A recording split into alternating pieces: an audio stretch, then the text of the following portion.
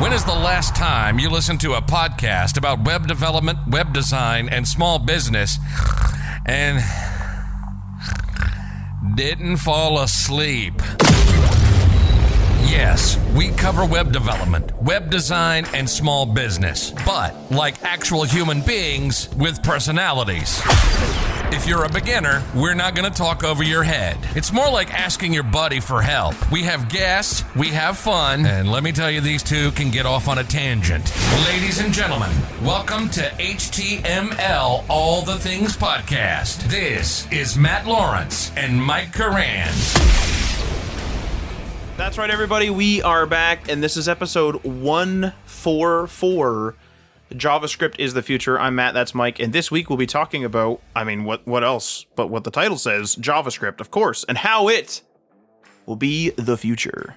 Now, if this sounds interesting to you, because it should, because I used a little movie voice, and you want to support the show, you can go and check us out on that Patreon, leave a review or rating on your podcast app, join us on our Discord server, or share this with your friends.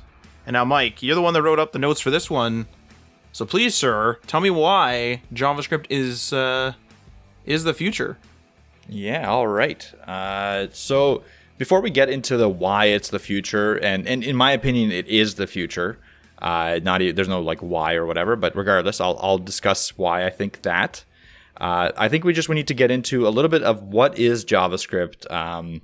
Just to give an overview for the people maybe listening to this that haven't listened to any of our other episodes or are just getting into web development and don't know how the full HTML, CSS, and JavaScript stack works.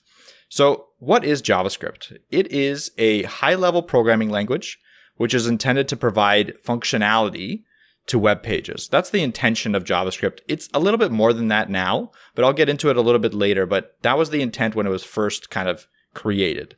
Another thing that I want to kind of discuss here is the high-level part. So I want to discuss what the difference between high-level and low-level is.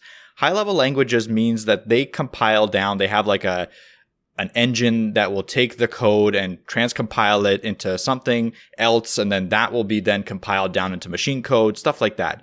It kind of means that it's further away from the metal, if that makes sense. And the metal, what I'm talking about, is the actual like processing unit that it's running on. So with a phone, it's your Arduino or ARM core processors. With the CPUs, with the computer, it's your Intel or Ryzen processor, whatever.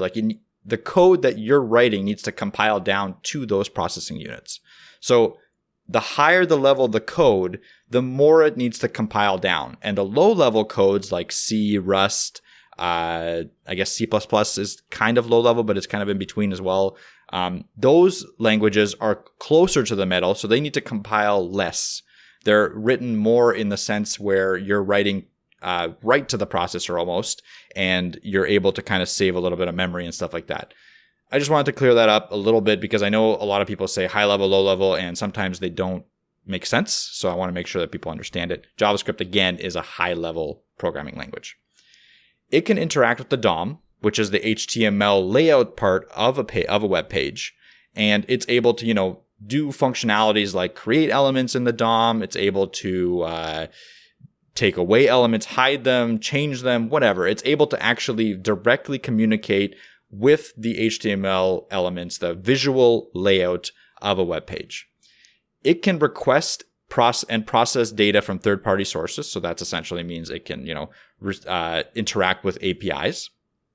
It is dynamically typed and human readable. So dynamically typed, that means that when you write a variable, you don't have to state what that variable is going to be. What I mean by that is when you declare let's say, let my name, and you can make it equal whatever, like a string of your name or a string of nothing, or you can make it even equal null. So let my name equal null. Later on in the code, you can assign whatever the heck you want to my name. It's not necessarily even needs to be a string. You can assign a number to it. You can assign an array to it, and you can assign an object to it. It doesn't matter. There's no strong declaration of what that variable has to be. That's essentially what dynamically typed means. In other languages, in most other languages, in fact, except for maybe Python, and I think There's probably other dynamically typed languages that I can't think of right now, but I know Python and JavaScript are definitely the two biggest.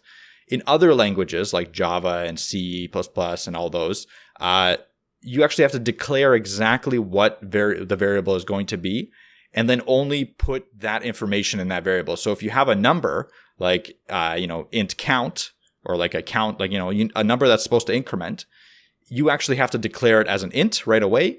And if you try to assign a string to that int, there's going to be, during compile time, there's going to be a error that pops out to you. So that's what I mean by dynamically typed. And again, it's a little bit of an aside, but going down to the core, I want to make sure that I'm reaching the people that are just starting out. That's what dynamically typed means. And human readable means it's essentially a person that maybe doesn't understand code should still be able to understand some of the functionality and some of the words that are going on. It uses regular words like for and if, and I'm just trying to think right now. There's a lot of other functionality words like DOM content loaded. It uses a lot of logical, grammatically correct words to describe what it's doing, rather than very abstract concepts that are only machine readable, essentially, or someone that knows every single part of the code.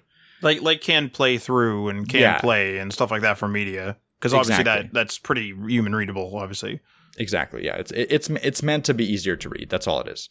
And the last thing here I have is it's mostly single-threaded. And what I mean by single-threaded means is that when you're running an application, a JavaScript application, it's mostly and by default running on one processor core or one processor thread.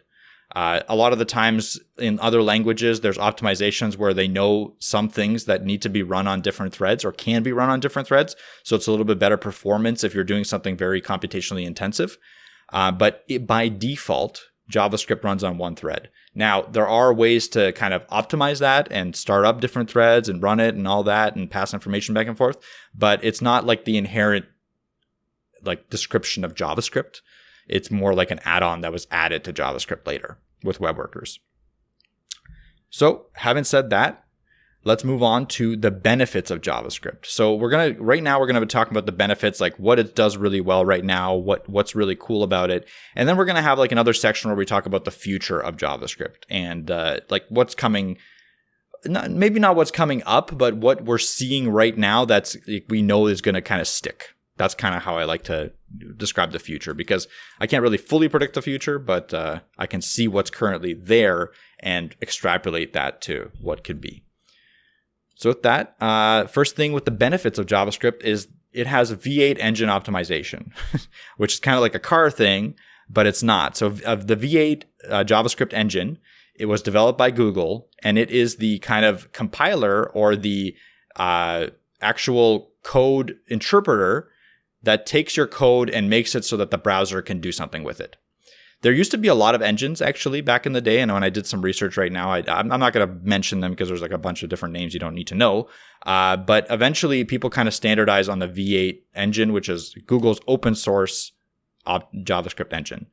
It's an interpreter which executes JavaScript code. It was open sourced by Google and written in C++, and it's now standardized across I think it's all browsers. Yeah, all browsers. And the big thing with that is now that it's standardized and it's used across everywhere, there's a huge community working on optimizing it. And that's a huge benefit, because if there's one engine and there's a huge community working on optimizing it, it's just getting better and better.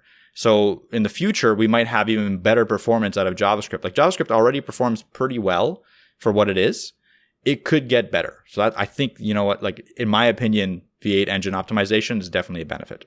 And here's another thing too I just wanted to mention is that as a high-level language, having these levels, these layers, if you will, be optimized is really crucial, because if you think about something like jQuery is running on JavaScript, JavaScript's running on this engine's running on, and it just keeps going and going and going down to the metal, as Mike kind of mentioned in the beginning. The metal meaning literally the circuit board, eventually to zeros and ones. So as you keep adding layers on, obviously your foundational layers, you'll want to be as optimized as possible. You don't want them to be slow, otherwise it will be the bottleneck in compiling or executing, in this case with JavaScript, stuff like that. Yep, that's exactly it. So the more people working on it, the more concentration there is on that engine, kind of the better it is. It kind of does relate to a car engine, right? Like if there's like a bunch of really good mechanics working on a car engine, they can probably optimize the crap out of it. Whereas if there's like one or two beginner car mechanics working on an engine, they might screw it up. So that's the analogy with the engine, I guess. But with that, the other kind of advantage of it right now is that the new features for the language roll out pretty quickly relative to other languages. So there's a body called EMCA, and they kind of proposed the changes to a thing called EMCA script. And almost every year, like there's an EMCA script 2020, there's an EMCA script, I think 2019. Almost every year, they kind of come together as a regulatory body and approve different additions to the JavaScript language. And when they're approved, then other browsers can take a look at how to implement them and decide to implement them or not. Now, this is where stuff can get delayed a little bit when the actual browsers themselves, like Safari and Firefox and Chrome, will go in and be like, well, I'll implement this one, but I won't implement this one. And that's happened many times. Like PWA support, for instance, is still not like fully compatible with Safari for reasons that are probably only greed. But regardless, for the most part, these changes eventually do trickle into all the different browsers, and not only the browsers, the backend support too, and I'll talk about that in a second. And you're able to kind of use these crazy, great new features that make coding and understanding code and optimizations better. With other languages, it's kind of a longer lead time to get changes into it. It seems that JavaScript is a little bit quicker on top of it, and that's kind of like one of the advantages of JavaScript right now. Another thing is cross-platform compatibility. So you're able to create a website, right? And someone on their computer can look at it. Someone on like Windows can look at it. Someone on Linux can look at it in a browser. Someone on Chrome for the phone can look at it, or Safari for the phone. Like, it's not only cross-platform in terms of cross like device, it's actually cross-platform in terms of cross-software. Like, there's not many other languages that I can think of, or not many other like applications that you can write that work in different software. So the browser is the software that I'm talking about now. So you can have like Opera, Firefox, Chrome, like all those ones that I listed. You can write one piece of website, one piece of code, and it'll work across all those by default. You don't have to do any sort of compiling, nothing. It's just written and it can work. And I think that's a huge advantage over pretty much any language out there right now. Maybe other than Flutter and Dart, but they're like it's a new cross-platform technology that's going to take a while to ramp up. And I don't think we'll ever kind of get to the level of JavaScript. I think it's going to have its purpose. Regardless, we're not talking about that right now. But JavaScript definitely has that huge advantage. And really, for the most part, there's not much you need to do that's like native supported. And I say that in quotes, right? Like native languages like Kotlin and Swift for iOS and Android, they have their own benefits, like, better animations maybe, and better performance. And like, you have a little bit more access to the API level stuff. But for the most part, like, if you're making an application that's targeting the general public, there's not many reasons why you need to go down to the native level anymore.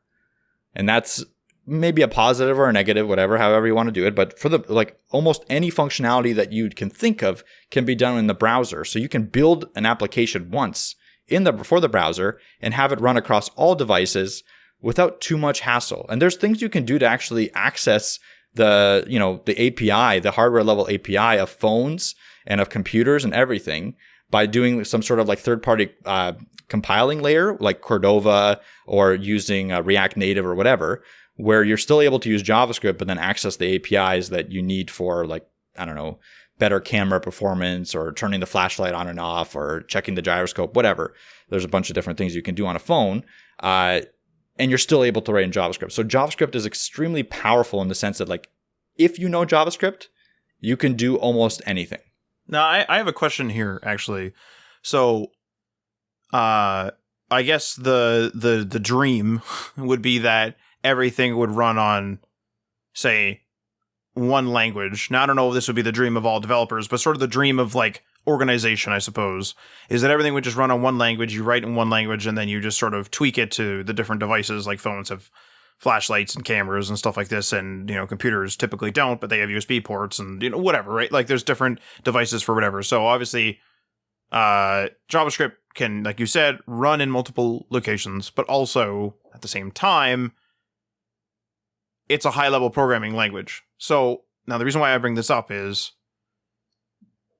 to me, and I think to others as well, although I haven't checked with the community, but to me and to others, I get this weird impression, and I think it's weird, and maybe we can clarify this right now, is that let's say you want to be a mobile developer, but you might have to do a little bit of website stuff in there due to your agency's needs or something.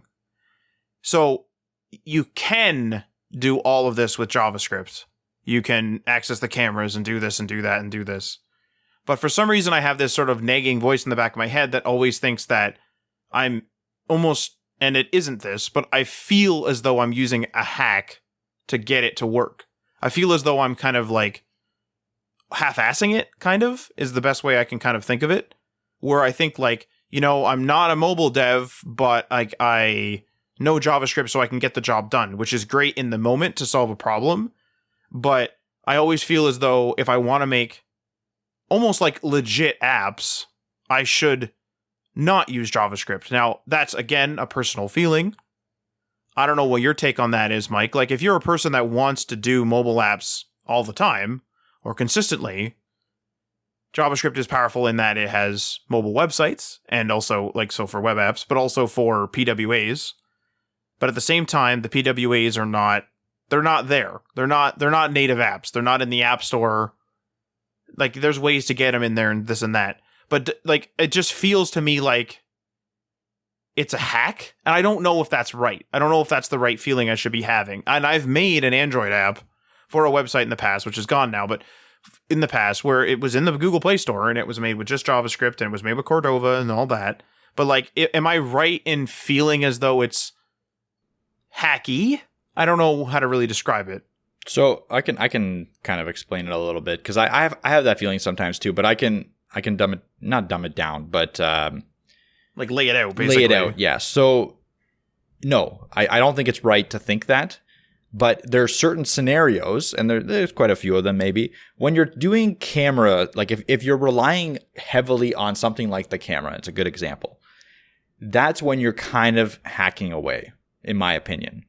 So if you're trying to get really good quality out of your camera for your application and you're doing it in JavaScript, that's a little bit hacky. That's a temporary solution.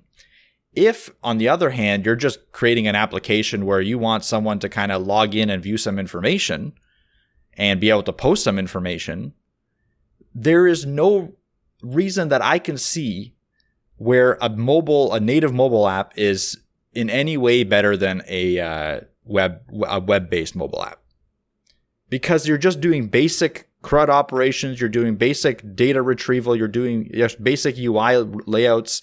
There's no real benefit to creating that as a mobile application, other than if you're a mobile developer and you know it a little bit, like the mobile language is a little bit better than JavaScript, right? And that happens all the time. I was just having a Twitter conversation with someone that was going from game development into web development. So they were doing like C++, C#, I think, and going into web development. And they were having a really hard time like with the JavaScript concepts, right? Because it's just a completely different language. Like I said before, it's dynamically typed. It's functional. It's a functional language. It's not class-based. There's no extend classes and stuff like that. It is a different paradigm from those other languages. So that's why a lot of those mobile app developers stick with their mobile app development skills, because they can just do it faster there. And yeah, it's great. Like good for them. They can make a nice looking app and it's nice. But I almost guarantee you that a good web developer can make an app that the general public will not be able to tell is not a native application. Like 99% of the people using the app will not be able to tell it's not a general application. It's not a native application. And that's all we care about, really.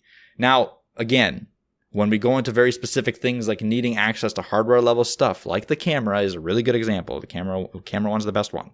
If you need that, that's when you got to start looking at a more native solution, or a fully native solution, in fact. Now you can access the camera with JavaScript. Yes. But it's just not great, is what you're saying. I think exactly. And that's why I said it's kind of like a temporary solution. So if you need to get like a proof of concept up or just like a MVP and just need to see if your idea will work. Or see if clients are going to use it. You don't want to like get a native dev. You just use your web guy to quickly use the camera thing and see like, hey, are my users going to use this? Although even that's dangerous because if it's not great, but you know what I mean? You know what I mean? It's like a test case almost. Exactly. It's more of like a proof of concept test case than like a general public release sort of situation. So yeah, that's where you need to kind of go down to the programming languages that allow you to access like the, camera API level stuff where you can change the HDR processing and all that. Like there's just so much stuff that you can access there that you can't in JavaScript. What's the mobile app high performance mobile app situation, do you think? So I would say that the camera isn't necessarily a high performance thing, but say something like a game. I know that there's like obviously, PhoneGap games, which is sort of like a branch or something of Cordova. I can't remember now. It's been a while, but I think it's run by Adobe or I don't know the status of it. But anyway, PhoneGap used to sort of have examples of people publishing games. What is your thoughts on that? Because games on mobile have been increasing in their complexity. We have literally a full Call of Duty experience on mobile. Yeah. So those experiences, like the big AAA gaming experiences on mobile, I hesitate to say AAA, but it is kind of getting there. AAA mobile, I think, is a fair way to say it. Yeah. Those are not built with native phone technologies. Those are built on Unreal Engine, just like you would for the PC. Interesting. Okay. Yeah. So regardless of that, yeah, if you want to create a highly graphical game, you're not going to do it in JavaScript, but you're also not going to do it in Kotlin or Java. Or you might do it in Java, but you're not going to do it in Kotlin, right? Like, or you're not going to do it in Swift. You're going to do it in whatever game engine you're going to choose. It's a game engine. Those can run natively on the phones. Right. Yeah. So that's actually an interesting thing with Dart and Flutter. So Dart and Flutter, again, are Flutter is the cross-platform technology that Google developed that will run on pretty much anything at this point, like web, phones, different operating systems, Mac OS, Windows, whatever. It'll run on everything. And their trick is to actually use the same renderer, like Unity rendering or whatever, to render their applications. So they're using like kind of like the game engine as their UI renderer for everything because everything supports it. So that's this is like a complex thing too, because like, I mean, one of the hardest things that you and I had trouble with or had trouble dealing with, I suppose, and we've said this on the show before, is, we were looking at, this is way back in the beginning, literally the first days of us working on the web stuff and first project, and we were like, is Flexbox still like viable? Is Flexbox dead? And it was, I mean, we didn't exactly know what to Google yet or how to Google it properly, but we also couldn't find that answer.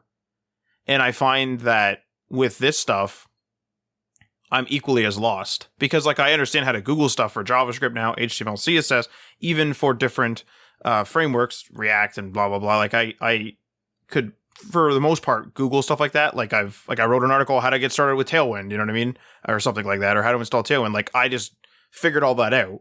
But with something like what language to use, like because I'm so not versed in them, it's still such a foreign concept to me. And the weirdest thing is that with it being so, I'm so out of touch with it. Like imagine trying to choose a language now. Like right now I would lean toward JavaScript because I'm just familiar with it. So it's like I'm leaning toward the comfort zone. Of course you are. But somebody trying to get into it and being like, I have a bunch of blogs from customers that need to be converted, and they need to have web apps, or they need to have apps, I should say mobile apps, made basically. and I can pull from the WordPress API, or I can pull from whatever API, whatever CMS they're using, or I could do a web view, or I can do, there's like, a whole bunch of these solutions. And somebody who, let's say, is new to web development that gets assigned this, which would be a crazy thing to assign a complete newbie to, I think, as that'd be a big undertaking. But like, if the person wants to learn it, or if they're trying to do it for their own blog, there is so many different solutions out there. And all you can really do is take the marketing website of each of these different technology for what they say in their little like testimonials and their little like, we work for gaming, we work for like the little bullet points, or do a significant, I would say, amount of research. And that's just to get started. And then you got to learn the damn thing. Like this is sort of where like programming to me has always been challenging, because I just never know what to choose. And that's why I think like when we were learning programming in high school, let's say, something like, because I asked one of our guests earlier, I can't remember which guest now, but I asked somebody like, had they used Visual Basic? Because to me, it was like Basic, really like literally Basic, the language Basic, and it's an acronym, but Basic, Visual Basic, all along the same sort of lines. They taught us programming concepts, but we didn't have the option of choosing something else. It was like teacher showed up, was like, today we're learning Basic, tomorrow we're doing some Visual Basic, learn how to use these buttons. But now it's like, oh, I'd like to put a button here. Well, do I do a button? Do I do a div? Do I do, you know what I mean? Like even within a language, you have all these options now. And you can fall into a trap of, and like, you should be scared of this. You can fall into a trap of going into something that is being antiquated, that you're unaware of because you're not a part of that programming language's community yet. And then if you're a person that's looking for a job and not just looking for something to work on for yourself, now you might have trouble finding jobs. And yes, of course, you should do your research in the market and all the rest of it. But this is still something, I'm talking like a real beginner, like someone who is in a completely unrelated field to programming and decides to pick it up. Like, it's going to be so different to them, and they're going to be so out of touch that I don't even know what you would do to get started. Other than like a boot camp or something, because that brings that concept to light, right? Where it's sort of like the teacher at the boot camp says, we're using React for this. And then like, you're just like, all right. And then you just kind of move along, and then that's how you do. Yeah. So I think, so how I think this works for the most part is when a new person, like say it's someone that's never done programming, comes into it and they're looking to create websites, like they have a task to create a website, let's say, they're probably going to choose JavaScript, because when they look up how to create a website, they're going to find more information on the JavaScript side of things than everything else. Now, having said that, let's say someone is like going through school and they know Python in school, and now they're like, okay, well, I want to create a web application. They might come at it from a completely different point of view and look at it from the Python side. And they might choose a Python tool to create a web application, which absolutely exists. Like you can That's create, interesting. Yeah. And I think it exists for pretty much any language. Like I'm pretty sure that you can create a web application with Java, for instance. I'm not sure about C#, but you probably can in some way, shape, or form. Like it might not be good, but I think that's like familiarity always wins in this kind of situation. Like when people are looking and they just have a time frame to do it, they're going to do it in the thing that they're most comfortable with. But in my opinion, when a new person gets started with programming, they're probably going to go and look at JavaScript right away, as long as it's, they're thinking of doing web development, right? That's and you can say the arguable choice in what you're going to do if you want to go into programming is very difficult, and that's absolutely true. Like do you do machine learning? Do you do web mobile app development? Do you do game development? Like that decision is very difficult to make, and that's more, I think, preference and opportunity based. But if they are already confirmed that, okay, I want to do websites, then they're like, I'm going to say 90% sure that they're going to choose JavaScript, just because like if they do look it up, they're going to find way more information right away, right at the top of Google on the JavaScript side. Now, on the other side of like learning it, there's just so much information out there that it's difficult to choose how to learn it. Mm-hmm. Totally. 100%. Like it's becoming really difficult. there's a lot of really good resources for learning, but as someone that's never done it before, like if you put yourself back into that mindset, how do you know what's good and what's bad? No idea. Like absolutely no clue. And how do you know what's like a good boot camp and what's bad? You don't. So your best bet is to probably ask. Like really, like try to find a community, maybe like HTML, all the things, the Discord community, not to plug it, but whatever. Like that would be a good place to be like, hey, I'm just starting to learn. What should I do? Like, where should I go? And then people will be like, oh, just take a look at this Udemy course, or take a look at this boot camp, or take a look at this YouTube video. They'll direct you in a better area than what you're probably going to find yourself, because it's very difficult to sift through all the crap out there. I agree with that 100%. Yeah, that was our issue, is because, you know, you have Googling skills, because you and I were in the tech field before, so you have Googling skills, but you do need to know what to look up. And we just kept finding Flexbox, and we're like, well, I don't know, like, is Flexbox still really used? And at the end, like, right now, we would know how to check that. But back then, you know, we're so out of touch. Like, it's such a simple concept. I realize some maybe people here listening to this right now being like, you guys are idiots. Like, you guys should know. But, like, you're right. But, like, if you're listening to this, chances are you know how to Google stuff about web development. If you really don't know, like, you really don't know. Like, you know what I mean? Like, you don't know what you're doing. That's kind of one of those concepts that I've always hated, where, you know, the whole, like, sink or swim concept. I don't necessarily, like, I'm not against or for it. I don't like it personally, but, like, I understand that some stuff is like eventually you're just going to have to go and make that app in JavaScript. You know, you're just like sink or swim. You're going to have to just do it. But I've always hated the concept of like dumping somebody into something and be like, oh, just like, you know, whatever, figure it out. But when there's no like foundation, and then if the person does it wrong, it's like, well, you did this wrong. Yeah, I did, actually. You know, that's kind of expected, actually, because I haven't done this before. So, like, that's always been my pet peeve. But, like, now with so many technologies, it's like, not only can you probably start out wrong in JavaScript, like, if you choose JavaScript, you can do it wrong. Of course, you have to learn. But you can also choose, quote-unquote, the wrong language, if you will. And then it's this whole, like, snowball of you being... Because imagine being a person that's completely... in some sort of the first thing I can think of is like the trades. So you're like kind of completely opposite of just working with tech all the time. That's the best example I can think of off the top of my head.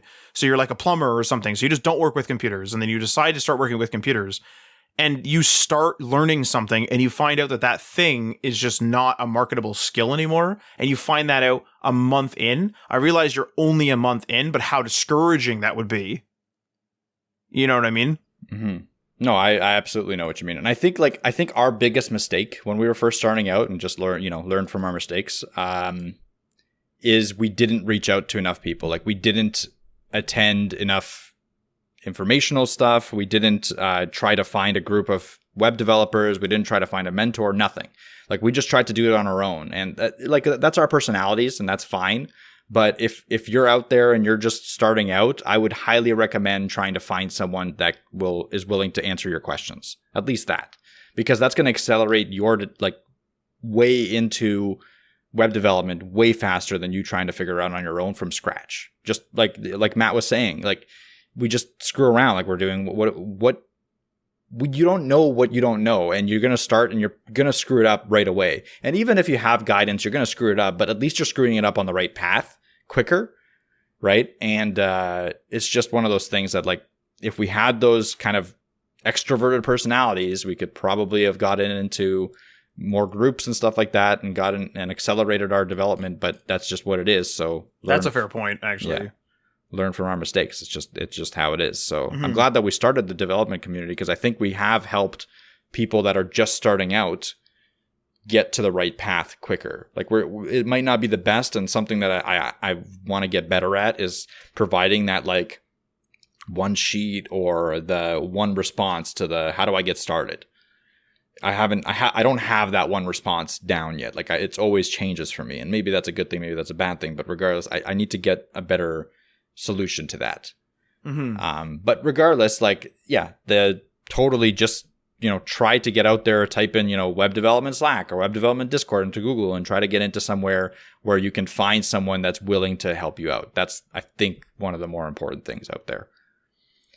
But having said that, we'll move on to the next benefit here, and that is full stack support. So we were talking about just like the front end website stuff before, but with JavaScript in the last decade or 5 years, whatever, there's actually a lot of support for the back end side of things. So the API creation tools and authentication tools and content management stuff on the back end where you're actually interacting with the database.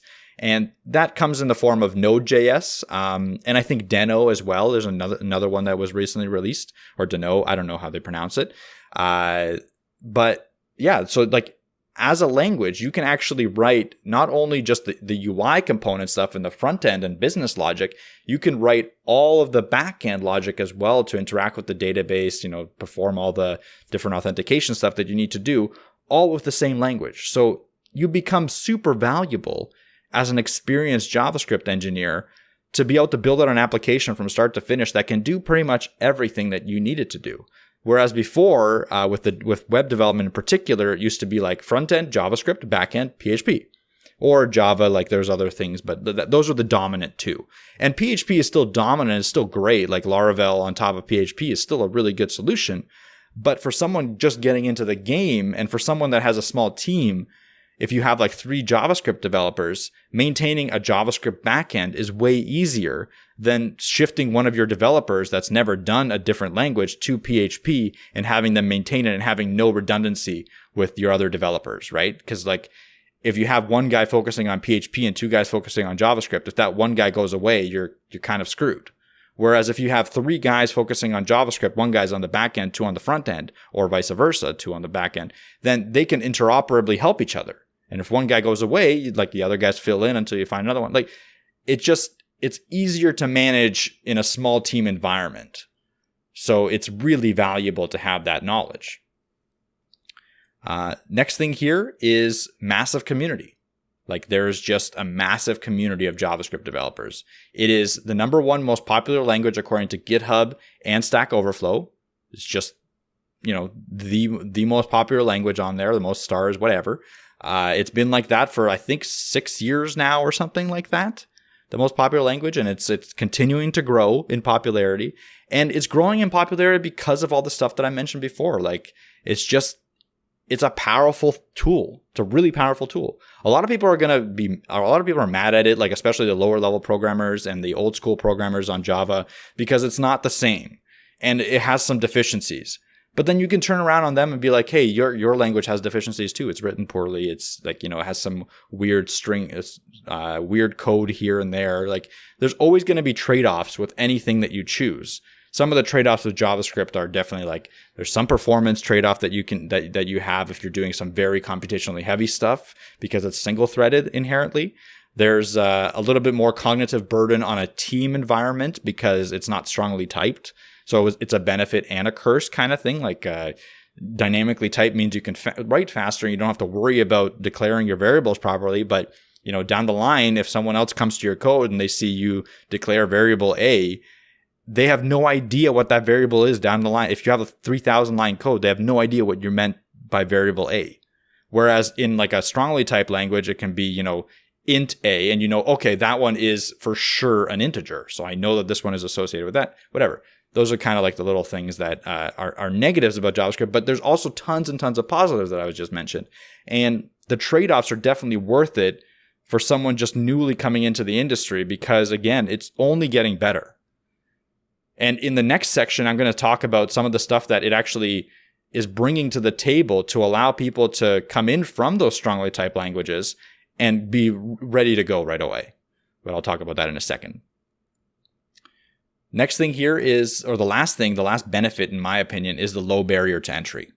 So compared, at least for me, and this might be personal opinion and I might get some flack, but whatever. For me, it's a little bit easier to get started with than something like mobile app development, like Kotlin or Java or Swift, or something like enterprise level application development with Java, right? Those have a little bit more overhead. There's a little bit more you have to know rather than just the logic. Whereas with JavaScript, you can jump in and start writing code. It's very easily readable. There's a lot of slack it gives you with like not having to put the right spacing and not having to put semicolons at the end. Like there's a lot of slack it gives you to just screw up a lot and still have functioning code, right? And that gives a new developer a lot of ways to learn right away. And then eventually, hopefully, like this is the problem, a little bit of a problem, but hopefully that developer will go back and be like, okay, how do I write this properly, right? Like, how do I write this more efficiently? But initially, that's not the focus, and it shouldn't be the focus. The focus should be, how do I learn to program? And I think JavaScript does a really good job at bringing the developer into that process right off the bat and teaching them how to program.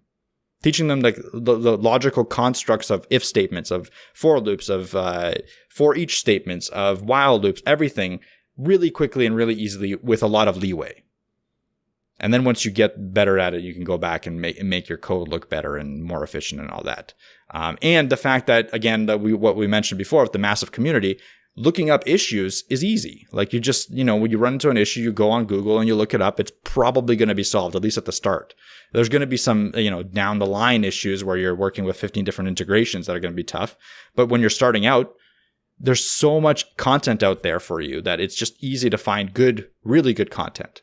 So those are the reasons that I think like JavaScript is a really good language. I'm not saying it's like the best language out, or I am saying it's the best language, but I'm not like comparing it to anything else directly, really. I'm just saying, for my opinion, is the best language. Now, moving on to the future of JavaScript now, let's talk about the thing that I was just mentioning before. With people coming in from strongly typed languages like Java and going to JavaScript and be like, oh my God, like I don't know how to write this because now like everything can be anything and all the code that I'm going to write is going to look like crap and shit on JavaScript, whatever. There's something called Typescript now, and it's really been adopted heavily in a lot of different projects. And what it does, and I'm not an expert in TypeScript, so I'm not going to go too deep into it, but what it does essentially is bring that strong typing and compile level error catching, and I'll talk about that in a second, to a very like loose language with the ability to kind of do both at the same time too, which is good too. So what I mean by strong typing, again, if you install TypeScript and use TypeScript, when you declare a variable, now you have to declare it as a number, or you have to declare it as a string, so that when someone goes back and looks at your code, they know exactly what variables you want to, what information you want to put in those variables right off the bat. But not only that, having to declare classes and functions and constructors, which is another thing that TypeScript gives you, you're able to see what a function needs to take in as a parameter to actually execute properly. And it's able to detect if you're putting the wrong information into a function call and not let you build the code. And there's a big difference there, because naturally, like in normal circumstances, JavaScript is actually a runtime language, which means that you can have errors in your code, put it on a website, not detect those errors when you put it on the website, and they'll only be found when someone actually uses that whatever function that you wrote and has an error happen to them, and like the screen goes red, or the screen like doesn't do anything, or like nothing happens, or something bad happens, or whatever. They'll only be detected at that stage.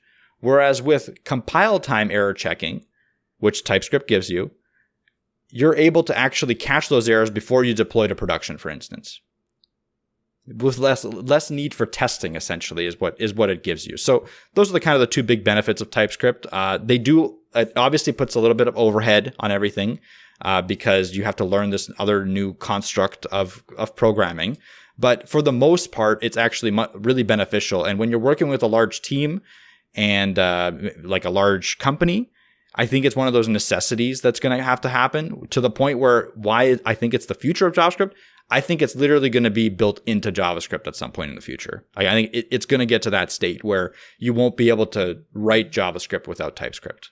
Now, some people might get mad at that, whatever, and I don't think it's happening this year, but I mean, next 5 years, potentially. Well, it's your estimate too. It's not like it's, you know what I mean? Fully like something can change. You know what I mean? Absolutely, yeah. It's just like what I'm guessing. I'm guessing is going to happen. No one's said that they're building TypeScript into JavaScript, but I think like the popularity that I'm seeing with it and how people are talking about it, it just seems like one of those things that's going to show up in one of those EMCA scripts proposals that I talked about early on in this episode, and it's probably going to get accepted.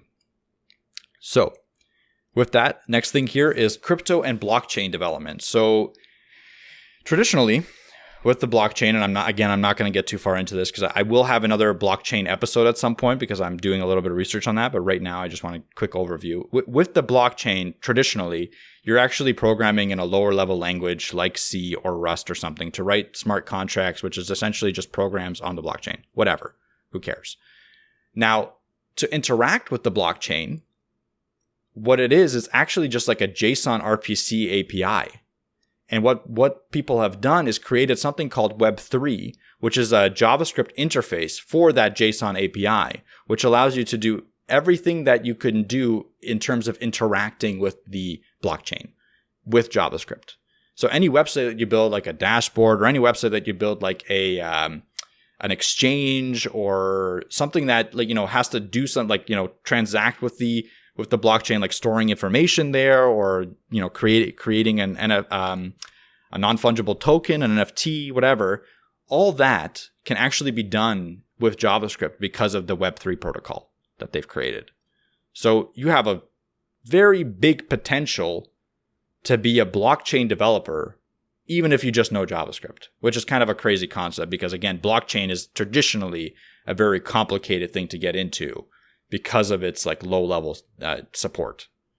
But with JavaScript, you're able to do a lot just by knowing it.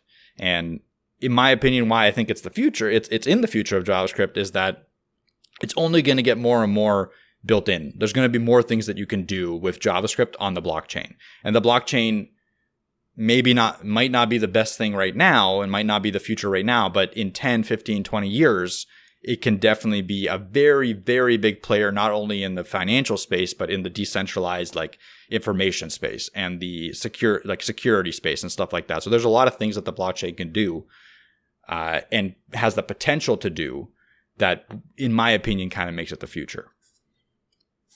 Next thing here is AI and machine learning. So if you didn't know, machine learning especially can kind of easily be done with JavaScript.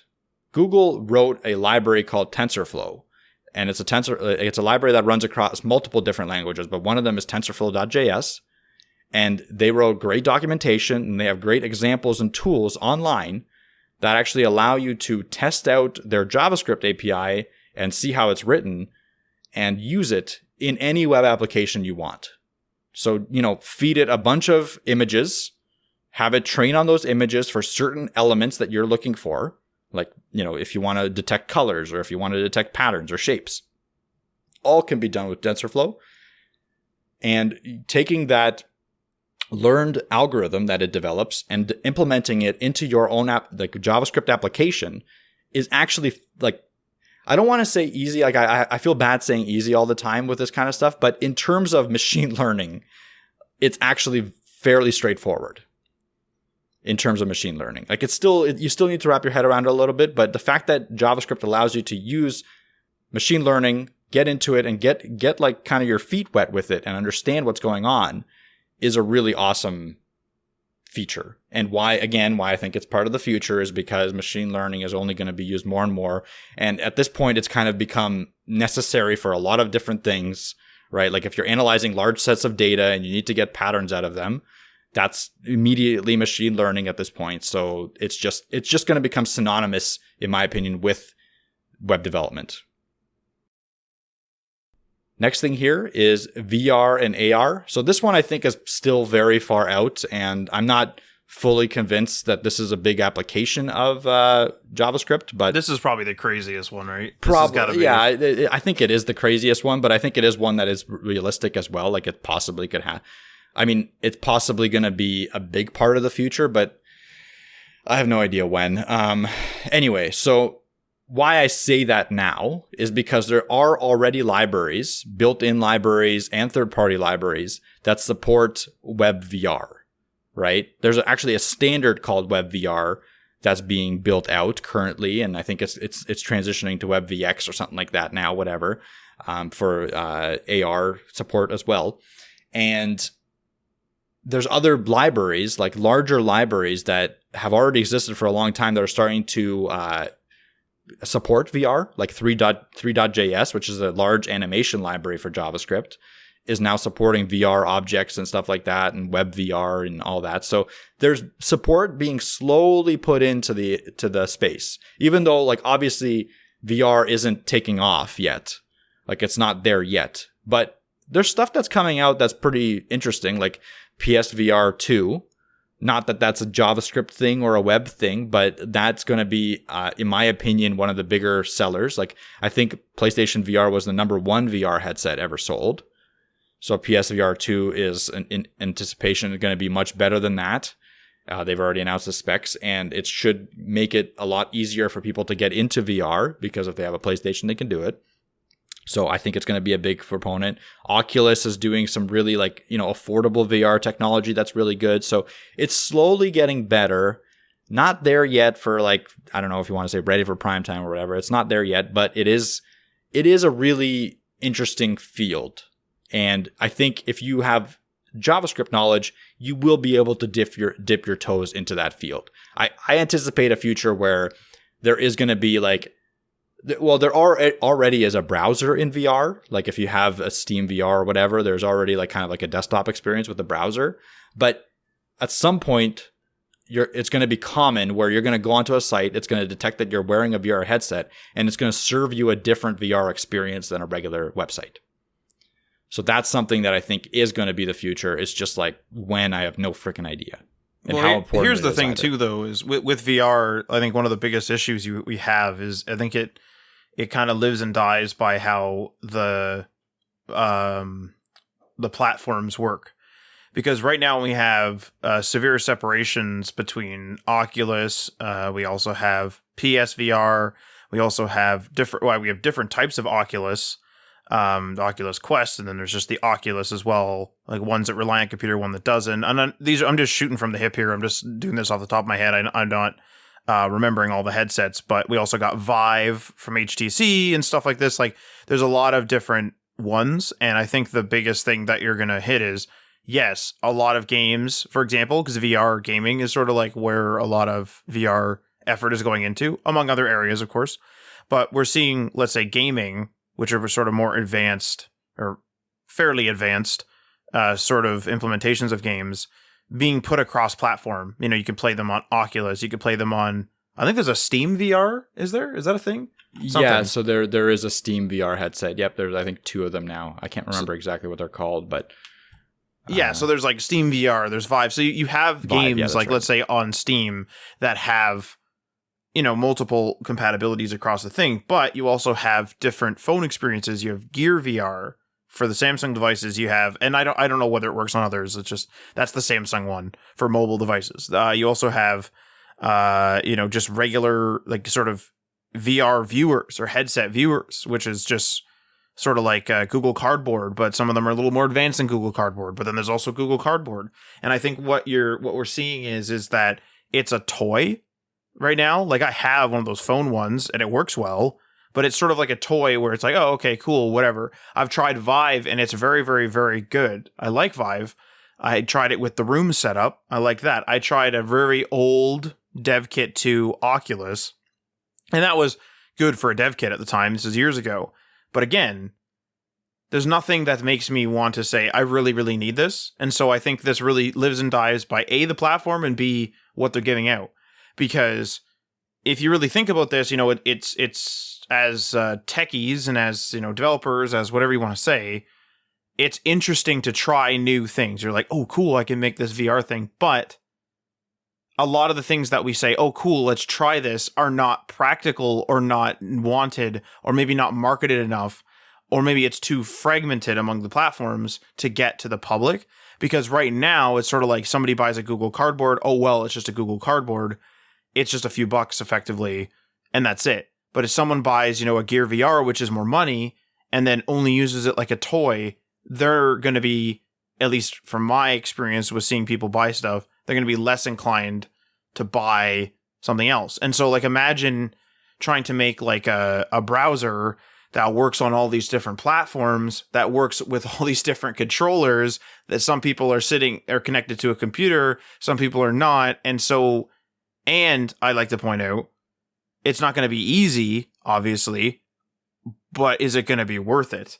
The reason why I say that is because you got all these different platforms that are separated, but you can, have this cross-platform thing, like I've already said, but you have the problem of the market is mostly on a phone or on a computer. They're not really on a VR headset, I think. And so something like a PSVR, sure, that makes a lot of sense because like you have a PlayStation, then you go there to play games for the most part, so that you can go and boot up your VR headset, your PSVR, and go and play on that.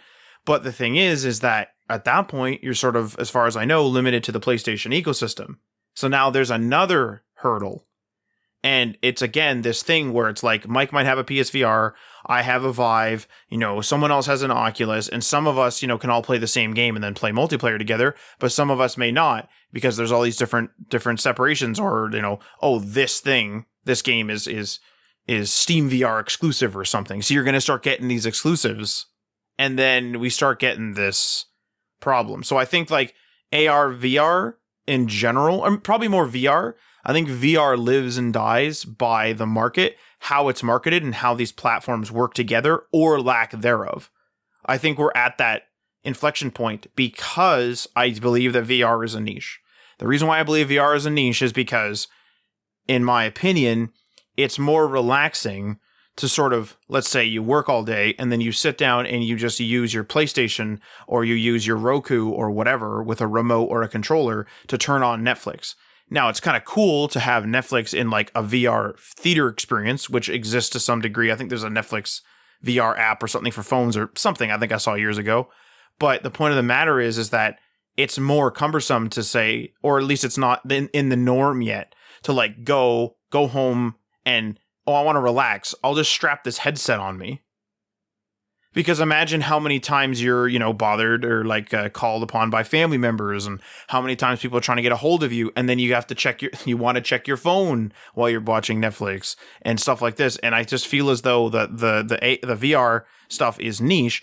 AR could be a little bit different, and I could see maybe JavaScript stuff hitting AR a little bit harder because it's very possible that Windows mixed reality might take the place of multiple desktop technologies. What I mean by that is Windows mixed reality could take the place of your 2, 3 plus whatever monitors. You could have a computer, a headset, and you literally spin up digitally more monitors to do more stuff according to what you're doing.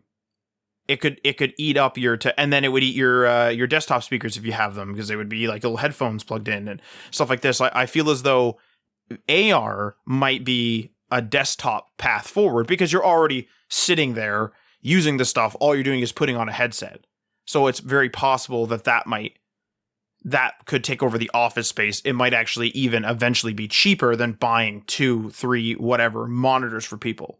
It's very possible. But to me, I think that obviously there's going to be innovations in AR, VR, and people are going to think of way more applications for them, from anything from accessibility through gaming, through work, through like way more than I'm saying. I'm just kind of talking from someone that's seeing the market as an outsider and not like following it every day either, to be clear. But just to me, I think that it's a niche that's divided. And so is there a market there? Like big companies like Samsung, big companies like Microsoft, something doesn't do well for a long time, they got no problem pulling the plug. And then the app devs will leave. And then, now we got a problem. So I don't know, like it has a foothold. It's kind of cool. But if I'm being honest, I just don't see it without changes to how the how the platforms work. I just don't personally see this thing taking off. And with that, I think in order to hit JavaScript and have like a lot of JavaScript libraries and stuff be AR, VR, I think the market penetration has to be more than take a virtual tour of like the Colosseum in Rome. on your phone's little headset viewer, or like play this video game. I think that it has to become almost a productivity machine and an entertainment machine for it to really hit. Because here's the thing. If you're a person that makes a website for somebody, you work at a web agency, or maybe you own your own, or you're a freelancer, it doesn't matter, and you work for someone. Now, remember, just a few short years, not literally 3 years, maybe, I don't know, let's say 5 to 10 years, whatever, probably more like 10. But like, I'm just kind of shooting from the hip again. But the thing is like, think about the time and effort you had to put into selling people the mobile version of their site. Hey man, you should probably do a mobile version. Hey, you should probably do a mobile version. Hey, you should probably do a mobile version. And some of them wouldn't do it. And then responsive design comes around and you're just like, hey, like what Mike and I did was we kind of came in when responsive design was sort of kicking off quite a bit. And we would just say to people, all our sites are just responsive by default. But, if someone like really wants a honed in mobile experience, they're going to have to pay a little bit more, or they're going to have a separate version of their site if they need something that's very, very specifically mobile, some sort of crazy web app or something, right? Like something that's really interactive and really needs a lot of changes that responsive design just can't quite get. It needs a mobile version, right? Then fine. But now think about this. Okay, that conversation is gone away. Like the responsive conversation has gone away for the most part. Why? Because everyone knows, for the most part, that everyone's using their phone to access the web. So it's not even a question. It's sort of like, is this website going to work? Like your technically inclined clients will reach out to you and say, will this website work on a phone? Because they want it. They already want it. It's not you, the developer, telling them, I want this to work. It's them asking you now. Like the conversation has flipped. Obviously, every conversation is different. But in general, everyone wants responsive design. But not everyone has VR headsets. Not everyone has AR headsets.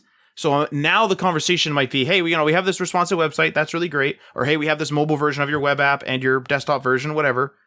How about that VR version?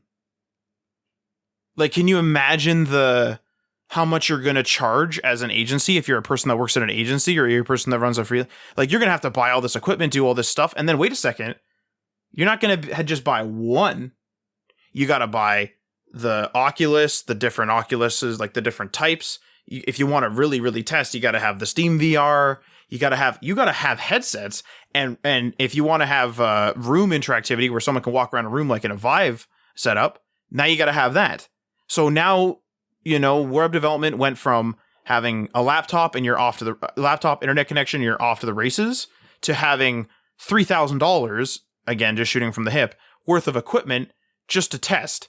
And you might need redundant equipment because A, it might break, and B, you might have a big team, so you can't just have one person testing. So you're going to go to somebody and say, your site's 10 grand, VR, 60. Like, that literally might be a conversation. And they're going to say, well, how many people use VR? And what is the percentage? 10%? And that isn't the percentage. Like, I haven't checked, but like, I don't think that's 10%. Like, I don't even know if it's going to hit 10% in 10 years. This is what I mean by it lives and dies. I could be totally wrong. I could be totally correct. I could be whatever, but it just, to me, it just doesn't make sense for a client to make their website have now a third type of version, even though the responsive design one has been morphed into the price a bit, right? Responsive design is just sort of a way of life now, but that headset technology isn't going anywhere unless somebody takes over. Unless somebody really it's like Apple, Microsoft, done. If that's where it happens, or if it's like Apple, Microsoft, and a bunch of other manufacturers, but they're all under one or two standards, then that cost can come down. Then you can buy less headsets. Then you can have less stuff to test with. But guarantee you're going to have to mark it up. Like if Mike and I were contracted right now to make a VR website, the very first thing I would say is because I'm just honest with clients. I haven't done that before. I'm willing to look into it. That's no problem. I'm going to have to buy an X amount of dollar headset and an X amount of dollar amount of controllers. And I'm going to have to test with mouse and keyboard input as well as all these other inputs. I'm going to need about $30,000 to start, Canadian. That would be my honest, like, again, shooting from the hip, having not researched it. That's what I would tell them. And I would say, you know what? I would like to research this. And then I would like to give you a formal quote, because realistically, it could be 10 grand extra. It could be 30 grand. It could be 60,000. I really don't know. But I don't think a lot of clients are going to go for even a 5 grand upgrade when it's under 10% usage, as far as I know, unless there's been some huge VR spike in browser usage that I'm unaware of. So that's my 2 cents on AR VR. And I think that's kind of where, it could live or die by that. Like JavaScript VR AR could live or die by this type of thing. Yeah. Just to play a little bit of devil's advocate. So the mobile experiences are done now for the last, I think, 3 years or so. So Gear VR was discontinued fully, and Daydream and Google Cardboard was fully discontinued.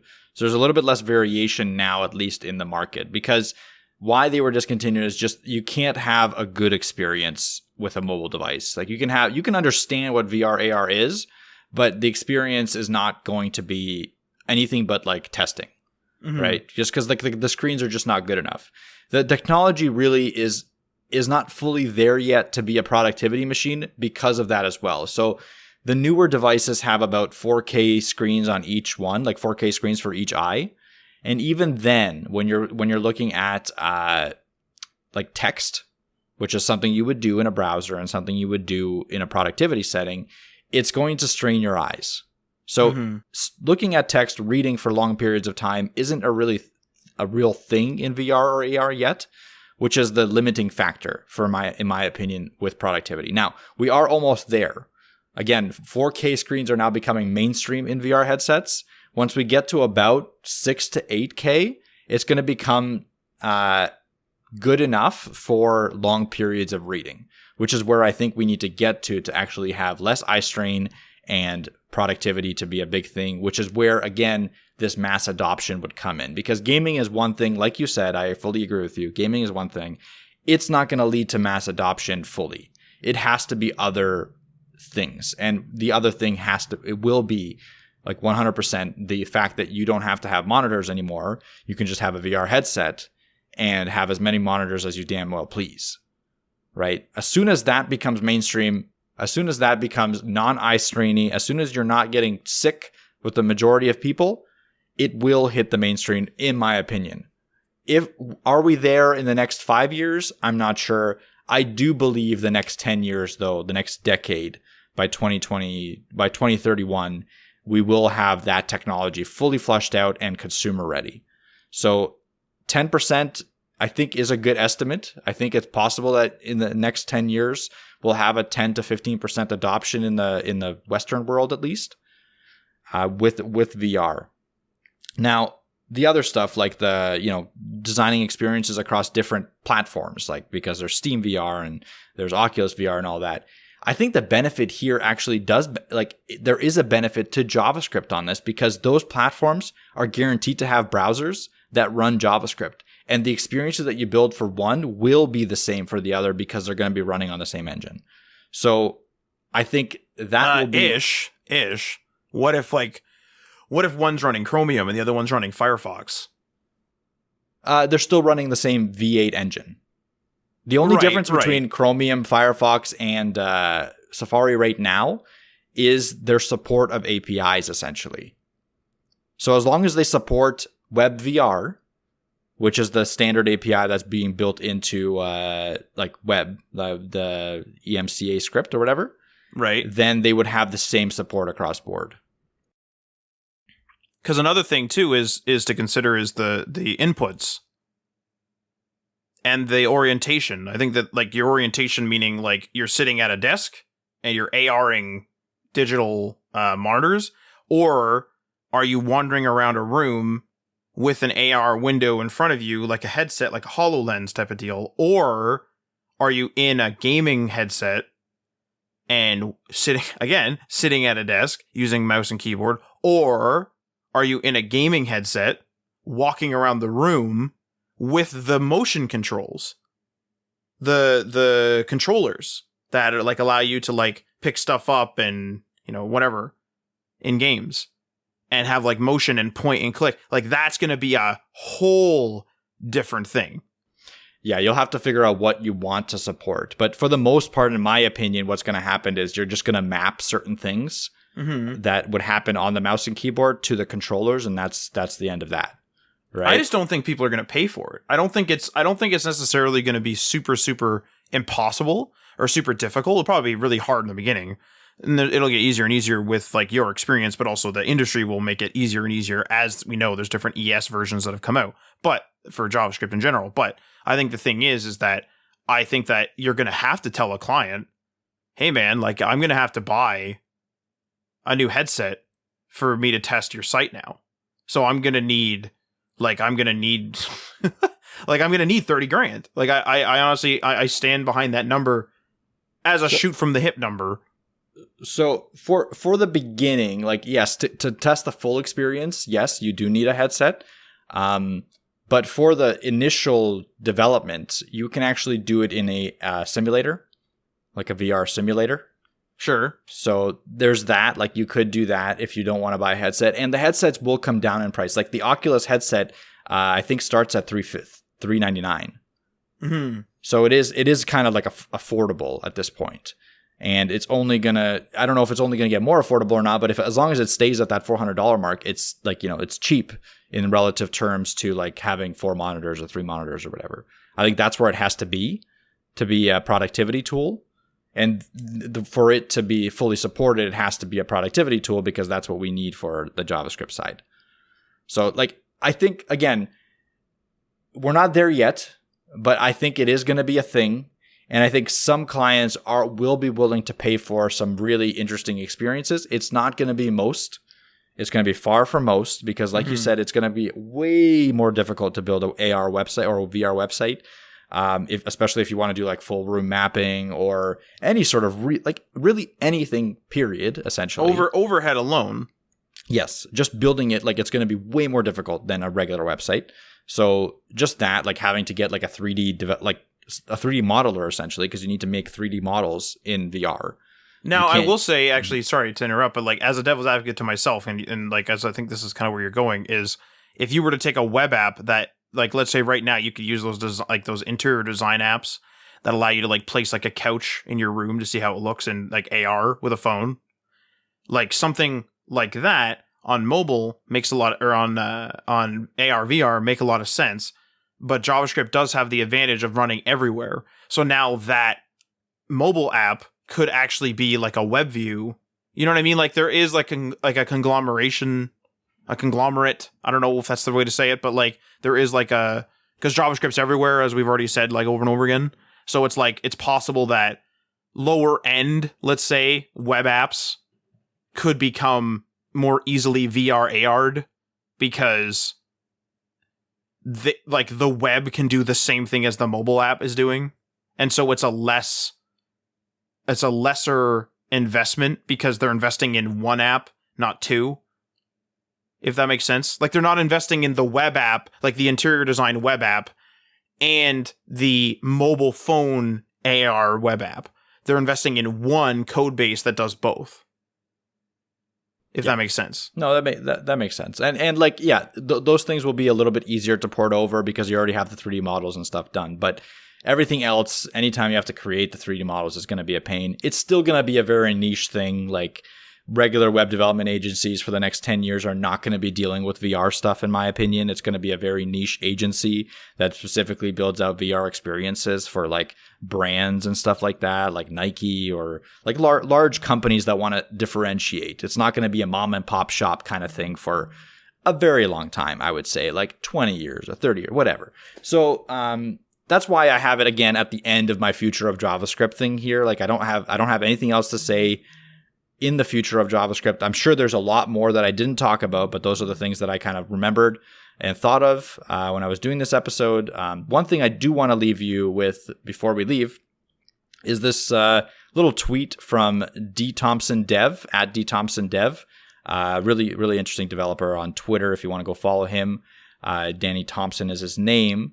He kind of spells it out for me. And this is why JavaScript is the future, because front end, JavaScript, backend JavaScript, mobile development JavaScript, desktop development JavaScript, games development JavaScript, and machine learning JavaScript. All those things can be done with JavaScript. There's really no other language. Maybe you can say Flutter at this point, or Dart can do most of this, but really there's no other language that can do it across all those devices and do it well enough to work with many different multitudes of different kinds of applications. So that is why really the future is JavaScript. And that is the end of my statement, I guess, the end of this episode. Unless you have anything else to add, Matt? No, I mean, I was actually worried in the beginning of the episode because we were flying through it that it was going to be like a 14-minute episode, but it ended up spawning some good conversations. That's just about it, honestly. Now, one thing I do want to say, and this is more an episode logistic thing, is we are recording this early because we're trying to have like a week lead time, because it's like I can edit it, but it's like I'm editing like super late into the night and then into the morning, like usually the night before we put it up. And so it's just a bit crazy. So we're trying to have an episode lead time. Now, the reason why I mentioned this is because our weekly growth goal is kind of broken this week because I'm still on like 2 weeks ago, kind of. Like as of you listening to this, it's like the episode before this is weekly growth goal. I'm still on, like physically. So I would say we'll probably skip the weekly growth goal this week, and then we'll have that compensation where like it'll be invisible to the listener, but we will be like a week behind. But like, who really cares? You know, it doesn't really matter. Well, it won't be invisible to the listener. If you guys want to follow our weekly growth goals a week before we talk about them on the podcast, you can check out the weeklygrowthgoals.com application, where we will be posting it in real time. Not available in VR. Yeah, not available in VR, but maybe at some point if everyone demands it. But anyway, yeah, if you want to be kind of ahead of the curve and see what we're working on, you can definitely go there, weeklygrowthgoals.com. You don't have to make an account to see, but if you want to participate, you can make an account and kind of participate with us in the weekly growth goals. So check it out and give that a go. Yeah, honestly, that's a good way to kind of see what we're up to in real time. But I mean, weekly growth goal segment will continue next week, and you'll be able to hear what we're doing. We'll just have a week lead time.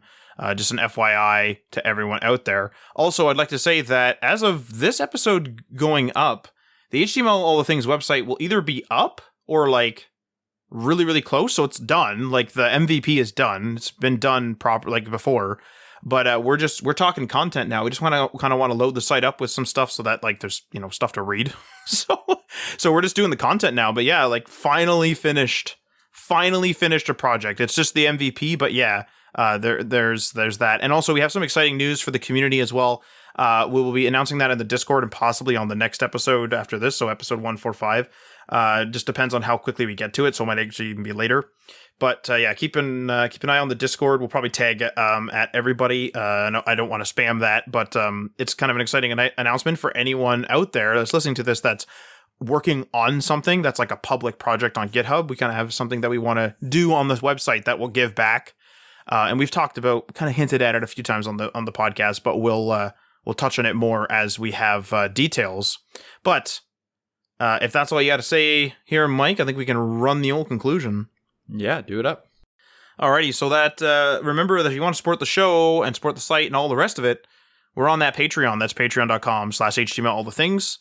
And many thanks to our $3 tier patron, Sean from RabbitWorks JavaScript on youtube.com/RabbitWorks JavaScript, Garrick from Local Path Computing and Web Design on localpathcomputing.com, Ryan Gatchell from Blue Black Digital on blueblackdigital.com, Chris from Selfmade Web Designer on selfmadewebdesigner.com, Tim from The Web Hacker on thewebhacker.com, DL Ford from dlford.io, Bim Hashdash from 9block Media on 9blockmedia.com, Jason from Geek Life Radio at geekliferadio.com, and my document failed to load. Give me a second. There's one left. There it is. Would not scroll down. And Michael Curie from MC Web Studio via mcwebstudio.ca. Feel free to leave a comment or a review on the platform that you are listening to this on. And this outro will sign us off. You've been listening to HTML All the Things Podcast. web development, web design, and small business. We hope you've gotten some useful and practical information from this show, and we hope you appreciate that we talk to you like human beings, and we hope you had some fun. We'll be back soon, but in the meantime, hit us up on social media on Facebook, Instagram, and Patreon at HTML All the Things, and on Twitter at HTML Everything. Until next time, this is HTML All the Things, signing off.